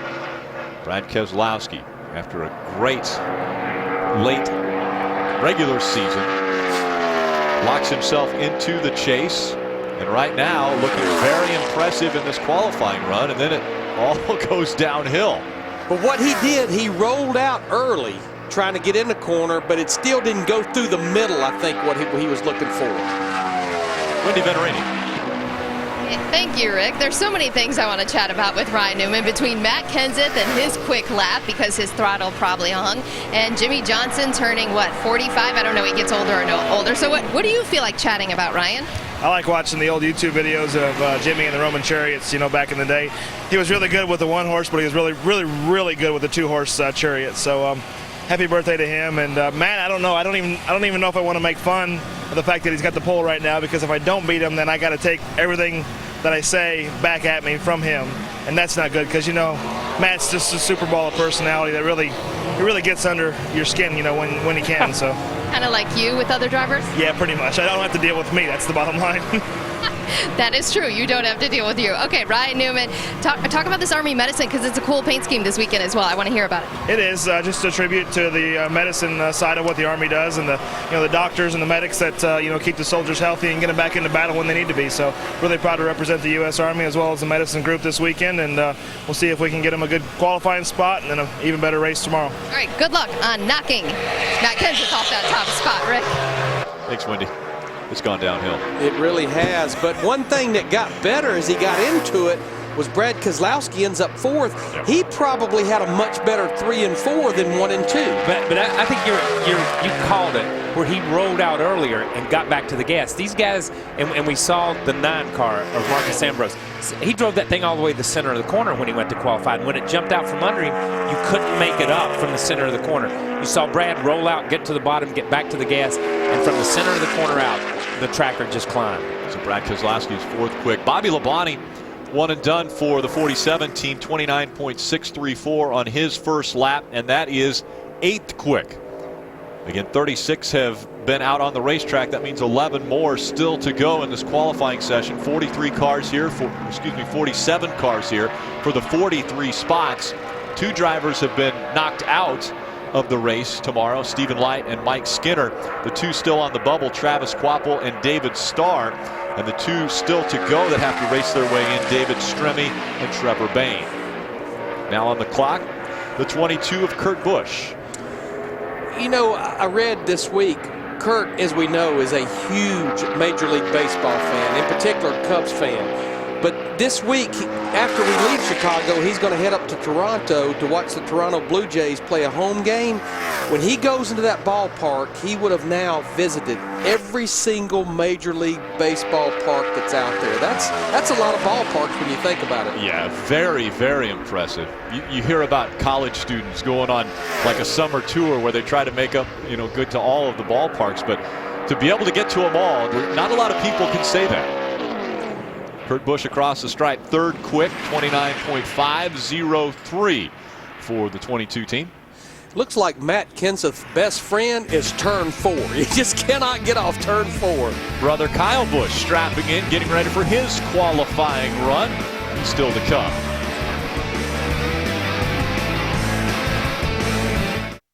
It's the final Grand Am race of the season, and the GT title is a fierce 3-way 5-point battle. This fight's going to go all the way to the checkered flag. Champions will be crowned.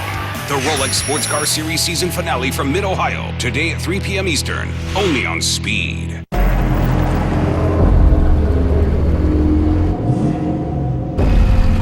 Talking a big game about your engine is one thing.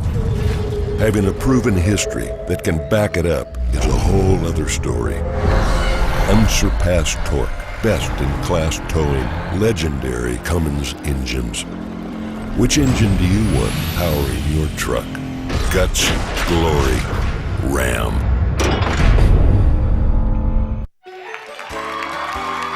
Hey everyone, it's your trusted friend Marty Lefkin here with another product that you're gonna love. Bam! Energy Blaster 3000. This stuff cures diabetes, herpes, the clap, Good days, bad days, athlete's foot, razor burn, freezer burn, heartburn. This little baby takes care of it all. It turns naughties into hotties. Bam! Kaplowy, you're gonna love it. It's packed full of all of these vitamins and minerals. It's amazing. Look at this stuff. It's mostly plastic, so it never goes bad. And it tastes great. So your sink's clogged. Take a little of this, pour it down the drain, flap, unclogged. You'll love it. Come on, everyone. You know that no product can do any of these things. If you want a product that can deliver, try new Works Energy. Works Energy provides a safe and effective boost of energy that works fast and lasts for hours. It's 0 calories, contains 0 sugar, and tastes great too. Our name says it all. Works Energy will work for you. Now available at Walgreens nationwide. Speed's presentation of NASCAR Sprint Cup qualifying from Chicagoland is brought to you by Sprint, proud sponsor of the Chase, the NASCAR Sprint Cup. And this is the first installment of 10 of that chase for the Sprint Cup coming off the racetrack. Regan Smith in the 78. He was 11th quick in his qualifying effort, 29.690. Now on the track and on the clock, Martin Truex Jr., 29.787 on lap 1. He's one and done, 17th quick for the Napa Toyota.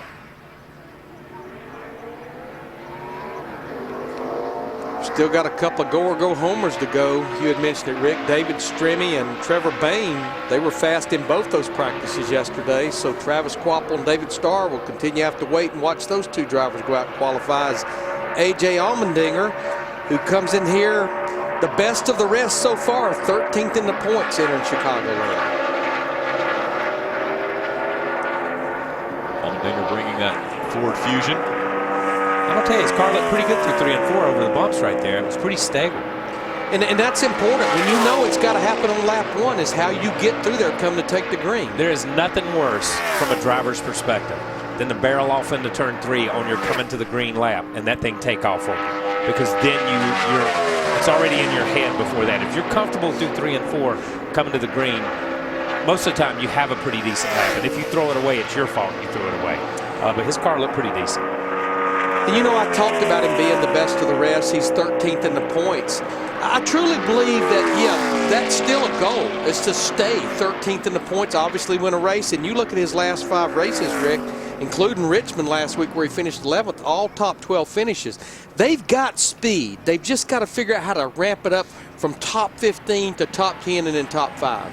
And I think a big award going to them, a big marker that they were able to reach is when Marcus Ambrose was able to win a race for Richard Petty Motorsports. More qualifying here on Speed. Stay with us.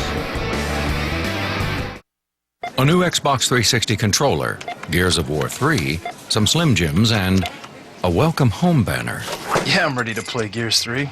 Been playing it. I don't see you online. Are you afraid to face me with my Vulcan chain gun? I'm not scared. I'm just terrified. Ah! How'd you get into my house? You said I bet I can beat you home with the game. I meant your home. Why would we go to my home? Your fridge is stocked.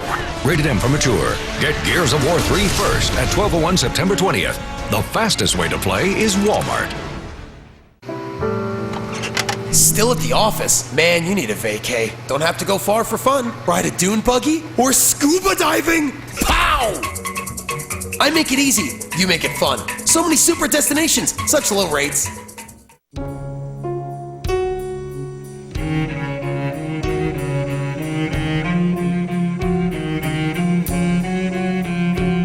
For 125 years,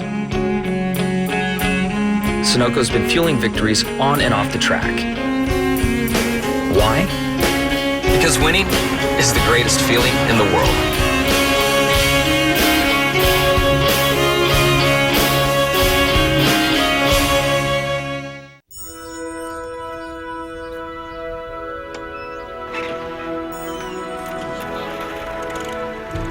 With an eye to the future, America's farmers bring us a renewable energy solution that will strengthen American business, as well as our nation's energy independence. American ethanol, from America's cornfields to America's racetracks. It's a brand new race day. The casino. There's a beach within an hour. There's like this Japanese restaurant I go to when I'm there. big bad monsters. Treacherous is my favorite racetrack. You know, the Monster Mile is intense, fast. You know, it's unique and different. Whew. Demanding. I don't know the exact speed we're going, but it feels like 250 miles an hour when you drive down in those corners. Ouch. This copyrighted telecast may not be reproduced, retransmitted, or used in any form without the authorized written consent of NASCAR Broadcasting. NASCAR would like to thank all of our loyal fans for your continued support, and we hope you enjoyed today's broadcast. Welcome back, Ryan Newman. Just finishing up his qualifying effort, and he is 4th quick. Also coming off the racetrack just moments ago, David Stremme was 29th quick, which means he is locked into the race. David Starr will not race tomorrow. Trevor Bayne, the other go-or-go-homer driver that has to race his way in on time to see if he will race on Sunday. Early on the racetrack and now on the clock while he's making his lap. Let's go to Windsor. David Ruderman is the last driver to go out for qualifying. David, can you back up the practice time being the fastest yesterday? I hope so. The track's a little warmer, but speed seemed to be up there and the grip seems to. So we'll go out there and take our time to it and see what we got. I mean, I feel like we had a good piece yesterday. See if we can back it up again. I may screw it up, or the car may be good, or either way, it's anybody's guess. All right, good luck to David Ruderman. This sounded like a Mark Martin interview, guys. He's normally so positive, and then he was dominant at this racetrack a year ago. Oh, incredible. That was a great run for those guys. And you know what? I mean, he was racing Jeff Gordon for that. It's not like, I mean, he chased him down. They run door to door for multiple laps. That was a great race and a great race for David to win. Now, Trevor Bayne locked himself in on lap number 1. In fact, he's the fastest of the go-or-go-homers, 26 quickest.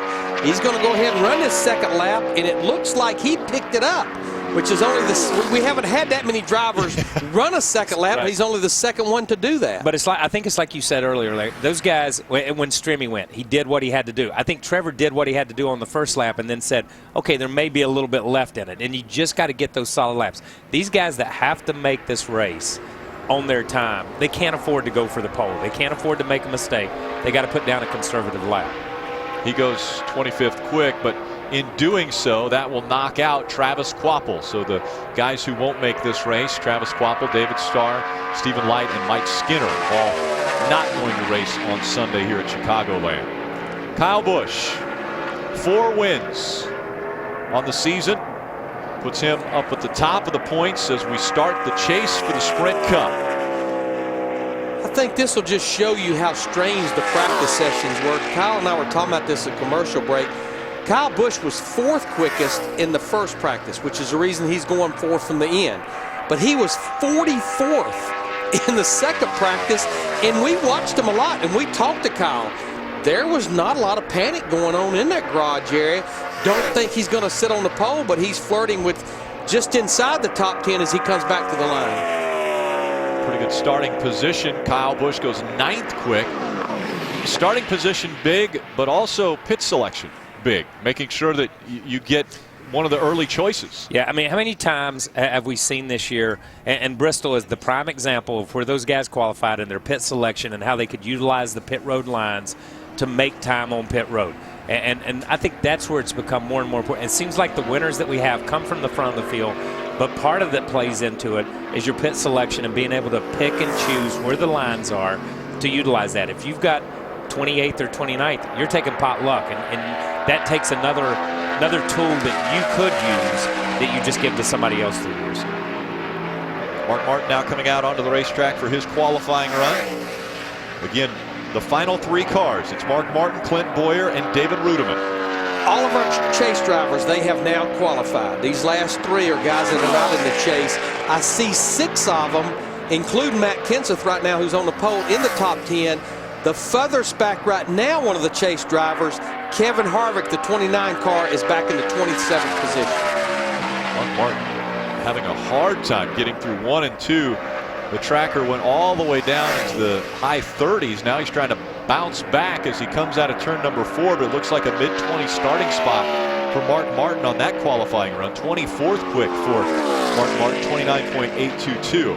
But what he did, based on what happened in 1 and 2, he backed this corner up in turn 3, and that's the reason he was able to pick a little ground up from the middle of 4 off. Wow. That says it all. Wow.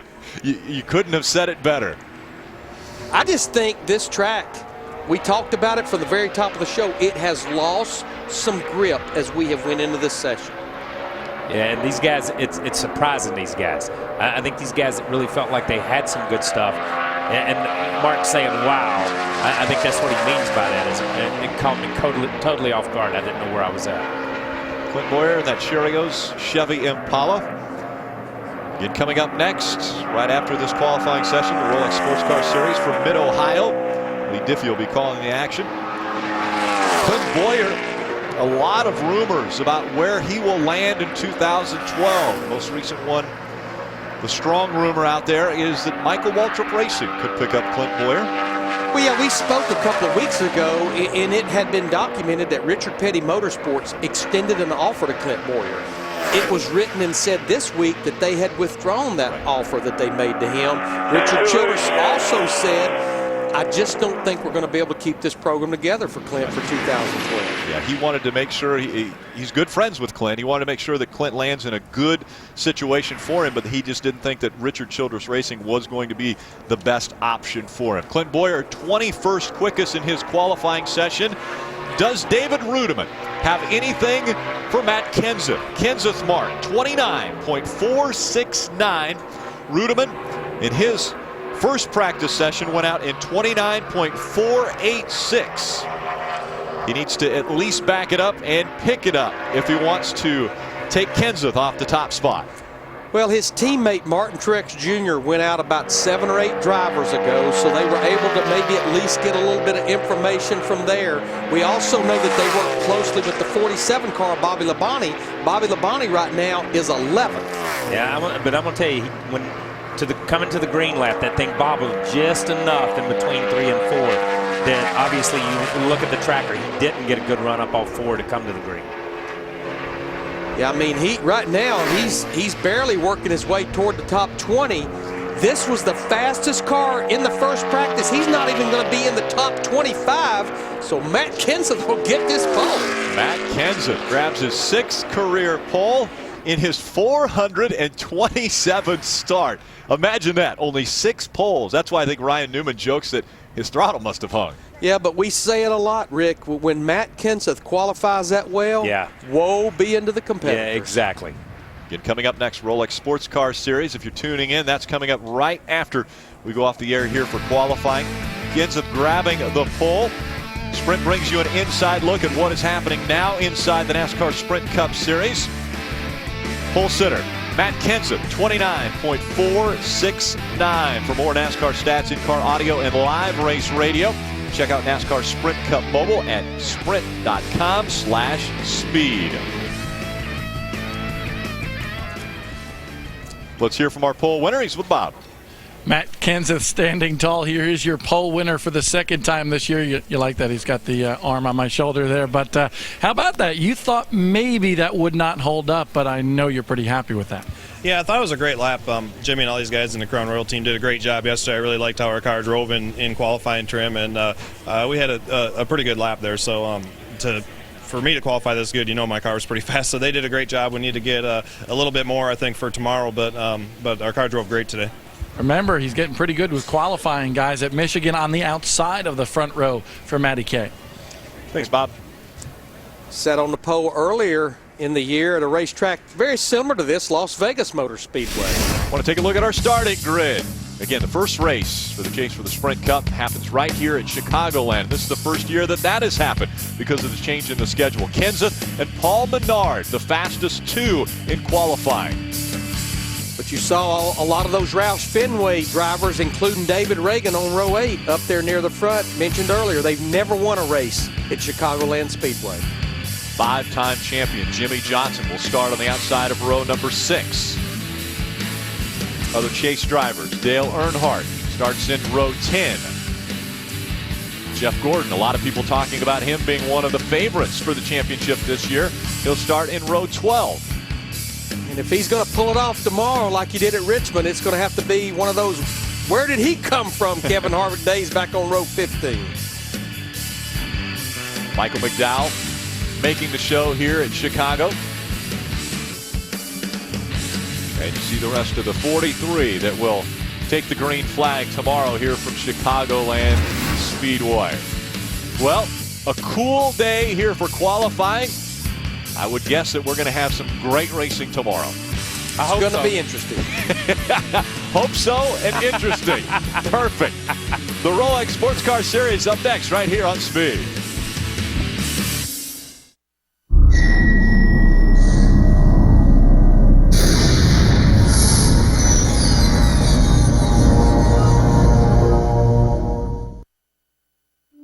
Nearly 8 months ago, 48 teams and more than 200 drivers from all walks of life came to Daytona.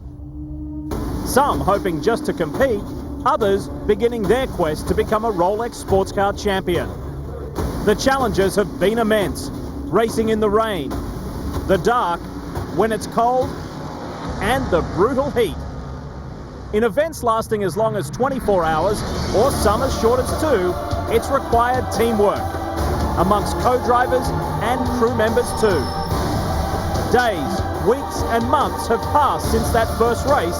Now only 2 hours and 45 minutes remain. Today, for one last time, you've got to be perfect and not get caught up in someone else's mistake. And if you do, you just might have earned the right to be called champion. When a top-tier racing series like Grand Am arrives at its season finale, all you can ask is that the titles are still open and available to win. And that's exactly the scenario we have here at Mid-Ohio as Speed welcomes you to live coverage of the 12th and final round of the Rolex Sports Car Series, the MCO Gears Classic. Today is the money day. Hi folks, Speed Sports Car team here with you for one final time.